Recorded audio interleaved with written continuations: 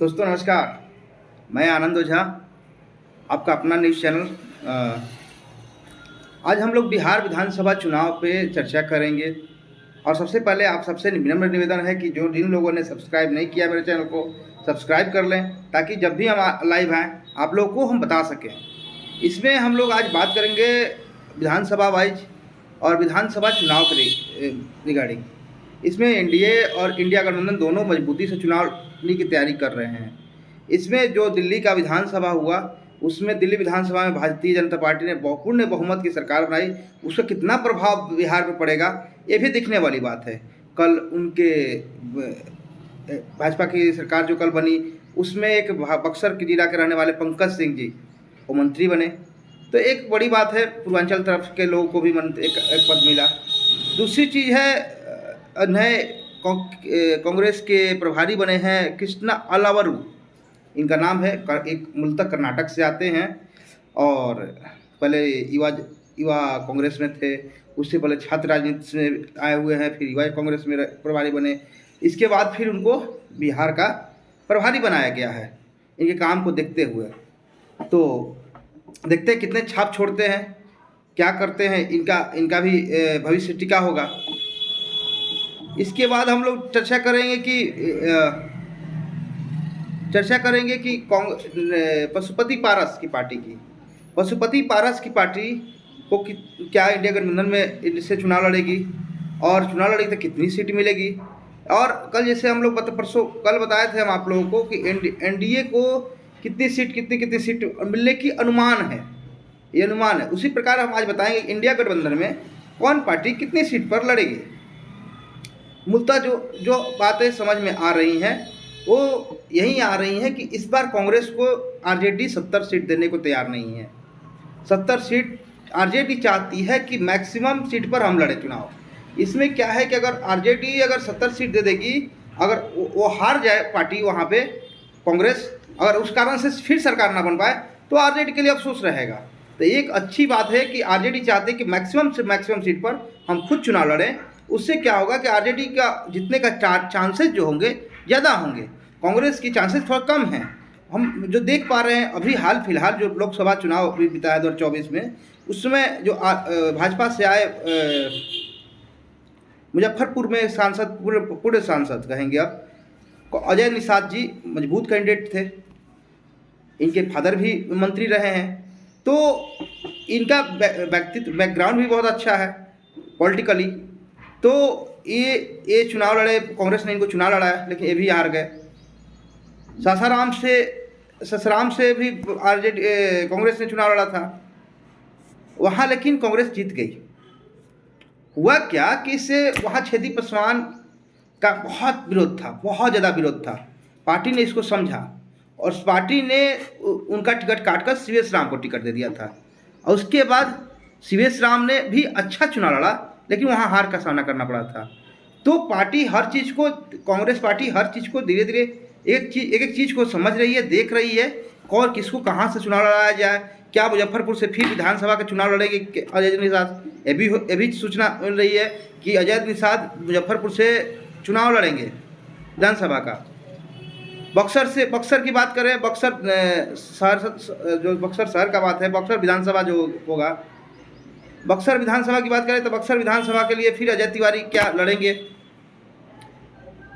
ये भी बहुत इम्पोर्टेंट बात है। उनको सीट मिलेगा क्योंकि एंटी इनकम्बेंसी काफ़ी बड़ी है वहाँ पे भी। तो कांग्रेस फूक कर कदम रख रही है। कांग्रेस ने नया प्रभारी भी दिया है यहाँ पे, अखिलेश प्रसाद सिंह प्रदेश अध्यक्ष बने हुए हैं। कितने दिन तक रहेंगे ये भी कोई फाइनल नहीं है।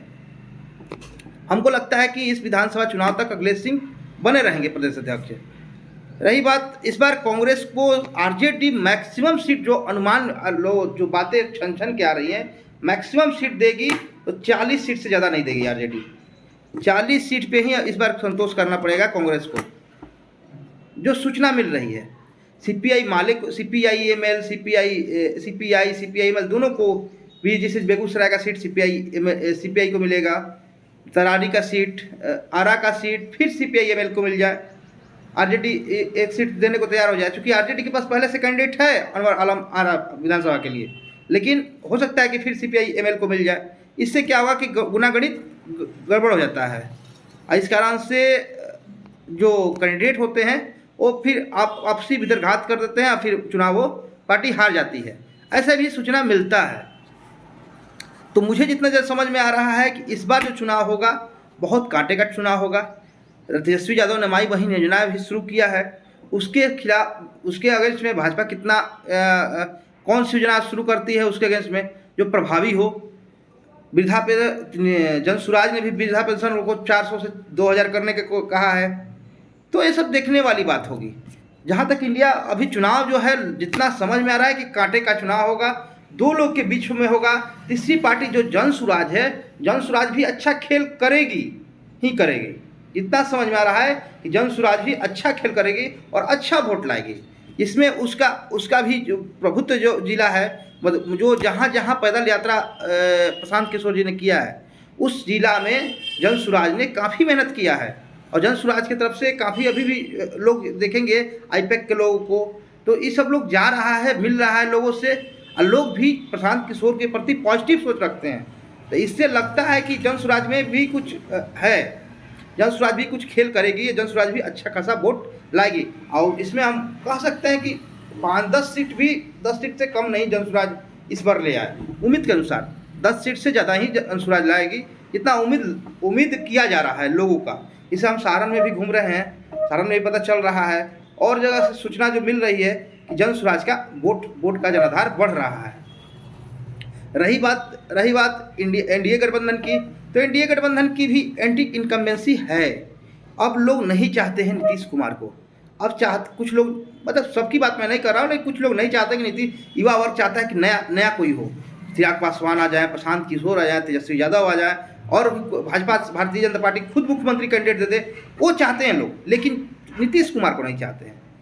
जो अभी सूचना मिल रही है, जो अभी तक जो बात कर छनकर आ रही है कि अब मुख्यमंत्री नीतीश कुमार को लोग नहीं चाहते। और मुझे नहीं लगता कि अब नीतीश कुमार मुख्यमंत्री चाहेंगे भी बनना, लेकिन कुर्सी का खेल है, वो कुर्सी छोड़ना नहीं चाहते हैं। तीसरी बात है इसमें एक और पार्टी है लोक जनशक्ति पार्टी। लोक जनशक्ति पार्टी का दो भाग हो गया। चिराग पासवान की पार्टी एनडीए में, और पशुपति पारस की उनके चाचा की पार्टी इंडिया गठबंधन में आ गई है। तो इंडिया गठबंधन में पारस को कितना सीट मिलेगा, ये भी सोचने वाली बात है। समस्तीपुर से पूरे सांसद हुआ करते थे, उनके भतीजे जो हैं प्रिंस पासवान, वो कहाँ से चुनाव लड़ेंगे। विधानसभा चुनाव उनकी भी लड़ने की तैयारी चल रही है। पशुपति पारस खुद चाहते हैं कि हम चुनाव लड़ें। तो बहुत सारे सांसद, ज़्यादा सिंह सिग्रीवाल भी चाहते हैं विधानसभा चुनाव लड़ना। तो जो इस सूचना मिल रही है छन कर कि यहाँ से कि ये लोग भी चाहता है कि हम चुनाव लड़ें। तो देखिए क्या होता है, और इसको देखेंगे हम लोग आगे। अब जैसे देखिए एक बात तय है कि बिहार की पारा धीरे धीरे गर्म हो रही है, सामाजिक रूप से और राजनीतिक रूप से पारा गर्म हो रही है। सभी पार्टियां की बैठक चल रही हैं, और हमको लग रहा है कि कुछ दिन में फिर मल्लिकार्जुन खड़गे 22 तारीख को आने वाले हैं, और अपनी कांग्रेस पार्टी को जोश भरने के लिए। उसी प्रकार से जेपी नड्डा भी आने वाले हैं। तो सभी पार्टियां के केंद्रीय शीर्ष नेतृत्व बिहार में अब आना जाना मैक्सिमम शुरू हो गया है। इससे क्या होगा कि पार्टी को अपना संगठन को मजबूत करेगी, और साथ ही साथ जन संवाद भी करेगी, जनता से संवाद करेगी। प्रधानमंत्री जी भी भागलपुर आ रहे हैं 24 तारीख को। उसमें हर किसान को 2000 रुपये मिलता है, वो भी उस दिन पैसा डालेंगे। तो जनता का भी एक अलग रूप है। जनता को क्या चाहती है तो चुनाव के बाद ही पता चलेगा। लेकिन इतना तय है कि जनता भी बदलाव चाहती है। जनता भी चाहती है कि जो समझ में आ रहा है बातों से, कि जनता भी चाहती है कि बहुत दिन हो गया, जब मान लीजिए हम बच्चे थे, नीतीश कुमार को मुख्यमंत्री देखा, अभी भी नीतीश कुमार को देख रहे हैं, तो लोग चाहते हैं कि अब हम कुछ बदलाव हो जाए, भाजपा अपना मुख्यमंत्री दे, जैसे महाराष्ट्र में किया। इससे जदयू पार्टी डरी हुई है। ये समझ में आ रहा है कि जदयू को भी लग रहा है कि कहीं शिंदे वाला गेम हमारे साथ में ना हो जाए। तो पार्टी अपने तरीके से तैयारी कर रही है। वहाँ दिल्ली में जो शपथ ग्रहण समारोह हुआ, वहाँ नीतीश कुमार नहीं गए।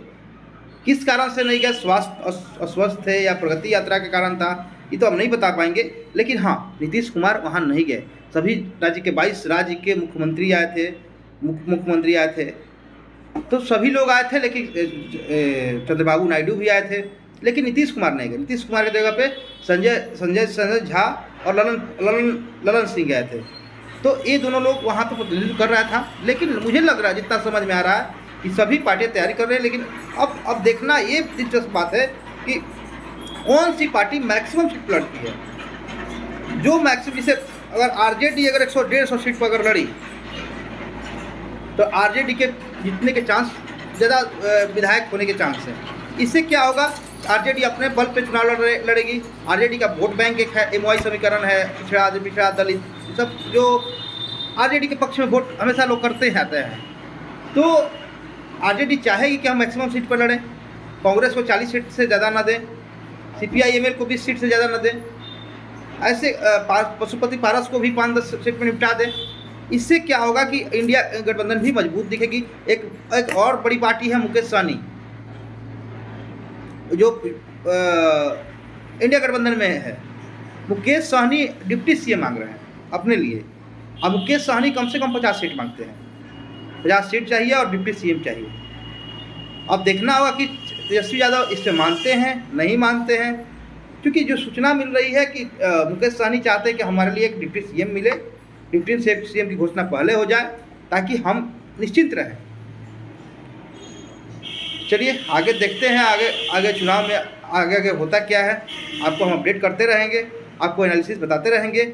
अब इसके बाद हम लोग जब पार्टी चुनाव का घोषणा हो जाएगा, तो हम लोग एक एक सीट पर हम लोग बताएंगे कि कौन सी पार्टी कहाँ से लड़ रही है और उस पार्टी का कितना आधार है, कौन जीत सकता है कौन नहीं जीत सकता, ये भी हम लोग आगे बताएंगे। धन्यवाद, नमस्कार, बहुत बहुत धन्यवाद।